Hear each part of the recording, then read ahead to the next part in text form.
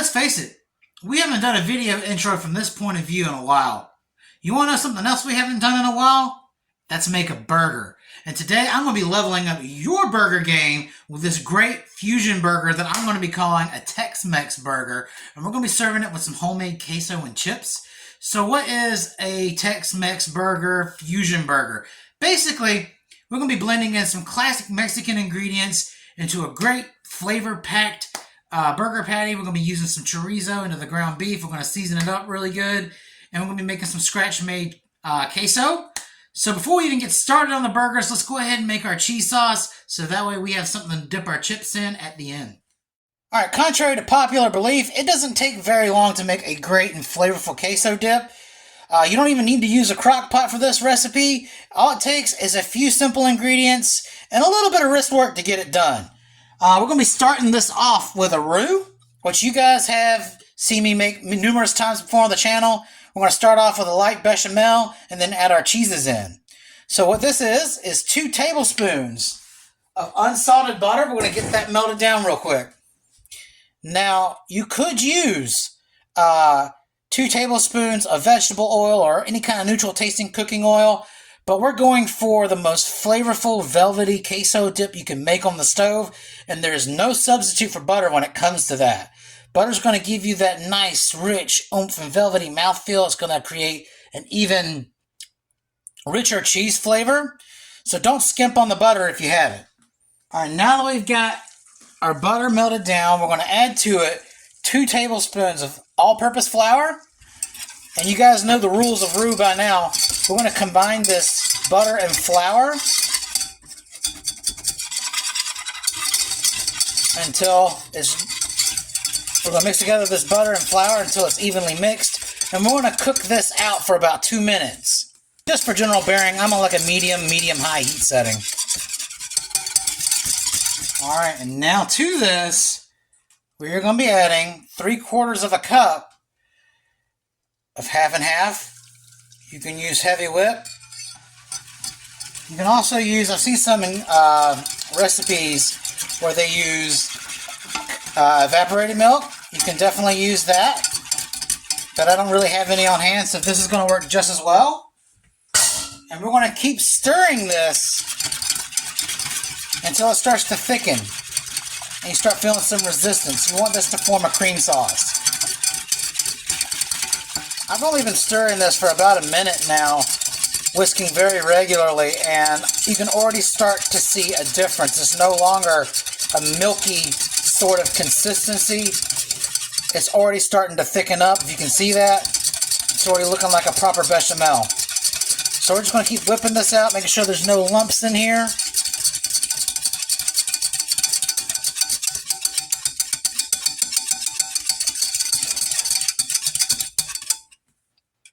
Alright, now we've got that nice and creamed up, we're going to go ahead and add our seasoning. And in this container is 1/2 teaspoon of onion powder, 1/2 teaspoon of garlic powder, 1/4 teaspoon of white pepper. We're just going to add that in. Got to give it some flavor.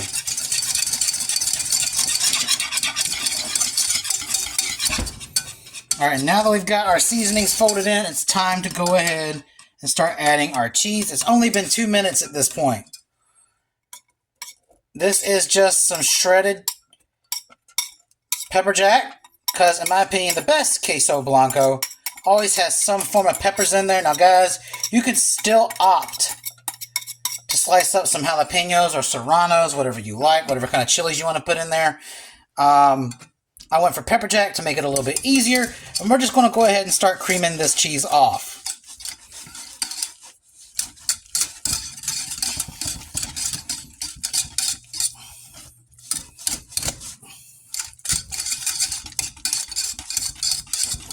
And yes, I did shred these cheeses myself. Normally I'm a big fan of pre-shredded cheese. Not tonight. See how it's all gloopy? We're trying to work out some of those kinks here before we add more cheese. Yes, we're doing 2 cheeses in this queso. And now, we're going to add in an 8-ounce block of extra sharp white cheddar that I have grated.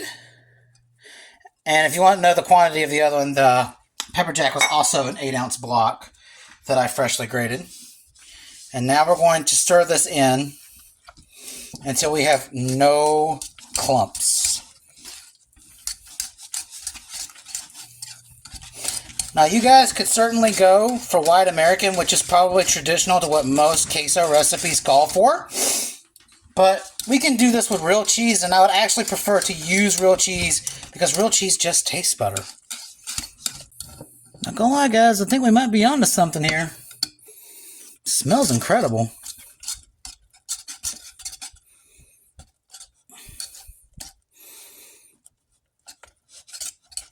Alright. Now we've got ourselves a nice, thick, rich cheese sauce here. Now we're going to get it to the consistency of what you're used to out of the Mexican restaurant. Most queso dips are kind of loose, a little more watery. So we're going to take a cup of milk and just start adding it in little bits at a time until we start seeing the consistency we like.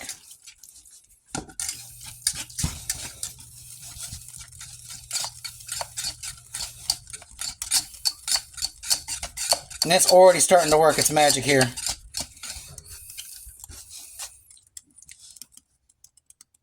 You may not need the whole cup. We're going to figure out how much it takes for me to get mine right.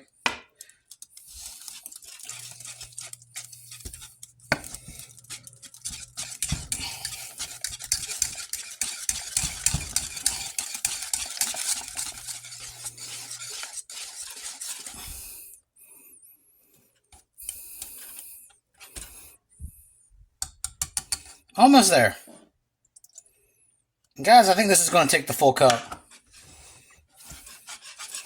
Yeah.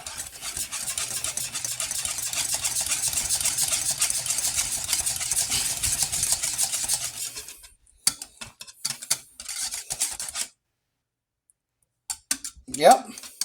It's about what you want. It's still thick without being too clumpy. What we're going to do now is we're going to hit it up with a little bit of salt, stir it in, and taste it. We're just going to go a little easy with the salt since the cheese is salt. Make sure that's well combined. And yeah, there's no resistance now. This is moving pretty loosely, pretty freely, as you guys can see here. Queso Blanco. All right, did we kill it?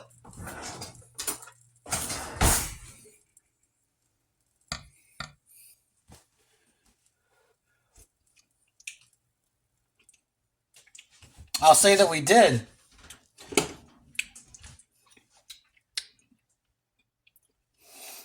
It's fantastic. We're going to put this to the side so it can settle down. We can always reheat that later. It's going to be great with some chips.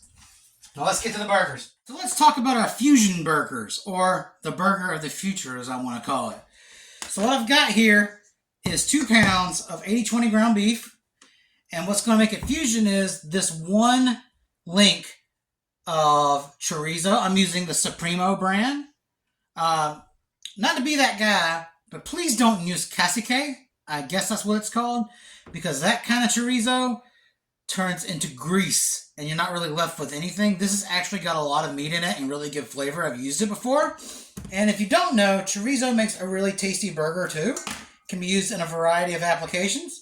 So we're going to take it straight out of the case in here and combine that in with our ground beef.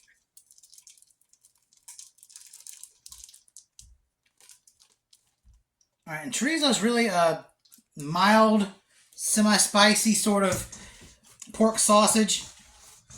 It smells wonderful. It can be used in, again, many different kind of cuisines and dishes.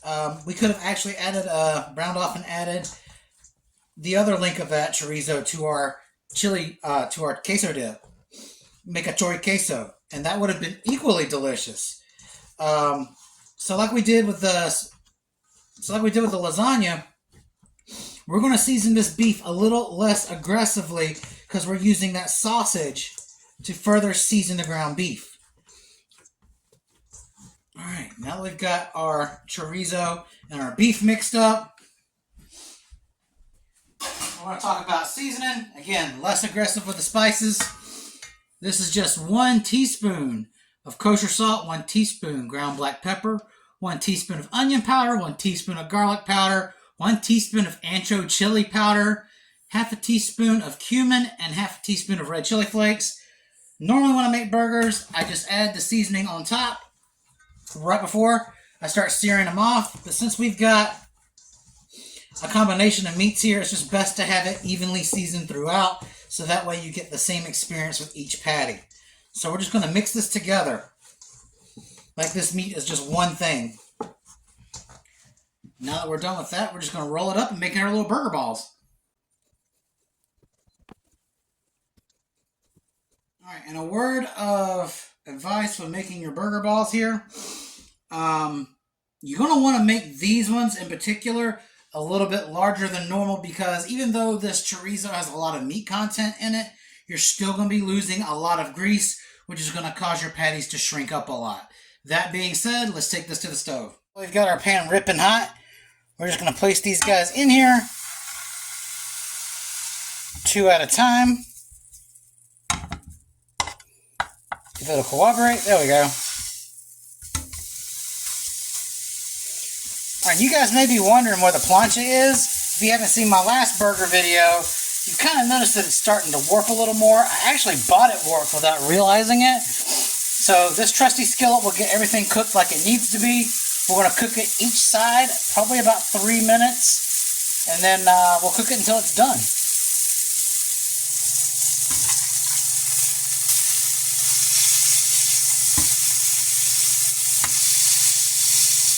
Beautiful sear going at 3 minutes. So we're going to cook the bottom side for 3 minutes. We're going to reduce the heat and then cook them the rest of the way. And we're going to do this until we cook all of our nice Tex-Mex burgers. Alright, so now that everything is done cooking, it's time to put this thing together. And I must admit, my original cooking instructions for the burgers were not correct, and they did not turn out well. This is one from the original cook time. This is not a burger. This is a lump of coal. This is going to start your next bonfire. However, and the reason for that being is, since there's such a higher fat content in the chorizo, putting the 2 in the pan, it just fries up more quickly, and it renders off, so it burns a little more easily. But if you put 4 burgers in a pan on medium-high heat, searing 3 minutes on each side, flipping, and then cooking for an additional 2 more minutes, you get this. It has a great Maillard on both sides. It's actually soft, and it should taste very well. However, I did experiment with some of the space-age bricks I created in the pan and dipped it in the chorizo, and it's actually able to be saved, and it actually tastes like something that's incredible. Alright, so we're going to start assembling this thing. Toasted buns, because you always have your buns toasted. Take a little bit of this roasted jalapeno hot sauce. If you don't know how to make that, click the link in the description, and I got a card floating around. Perfect for this. Alright. I originally told myself I wasn't going to do a double burger of this because there's so much going on in this burger. But for science, I kind of have to, especially after what I discovered. Take you a piece of pepper jack cheese. Get you a second burger. Grab some fresh sliced jalapenos. I didn't seed these because I don't mind the heat. Take a small dose of your queso cheese.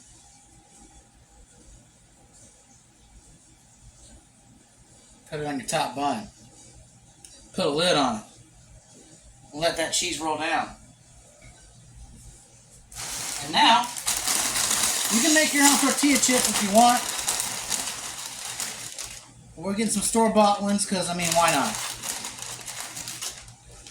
These are the Cantina, thin and crispy, great value.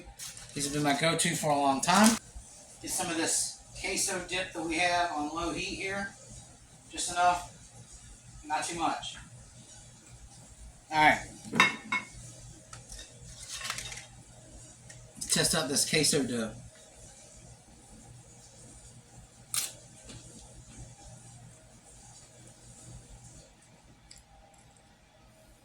We nailed it. Holy cow.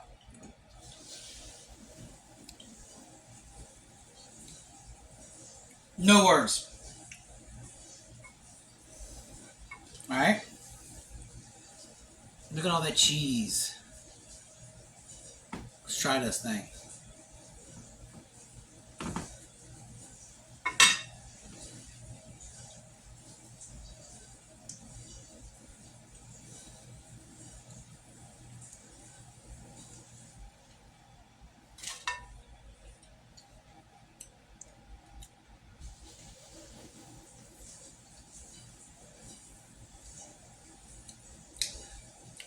The slight hint of heat from the jalapeno hot sauce, the rich cheese, the fresh jalapenos that open you up. This is a perfect burger. If this were to ever exist in a restaurant, I would buy this. This is a 10 out of 10.